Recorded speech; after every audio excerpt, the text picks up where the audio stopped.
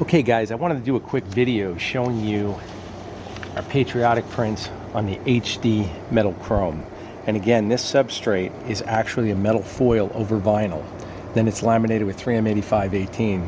And again, we get tons of requests for this, but I wanted to do it in the sun because in order to really get the true effect, you really have to do it in the sun. And again, doing it with just a straight picture doesn't give you the full effect. It looks more like it's anodized on certain colors, especially red. And you can see the blues really popping.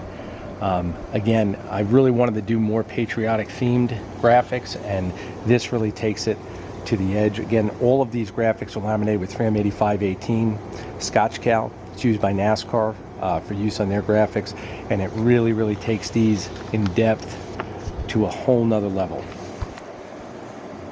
So again guys, if you have anything custom you require, let me know. Again, I can definitely fill large, small orders. The big thing here is what are you looking for? If you have a high resolution image, just forward it over to me. My email is storm2313@gmail.com. I'll give you a quote. We'll go from there. Thank you.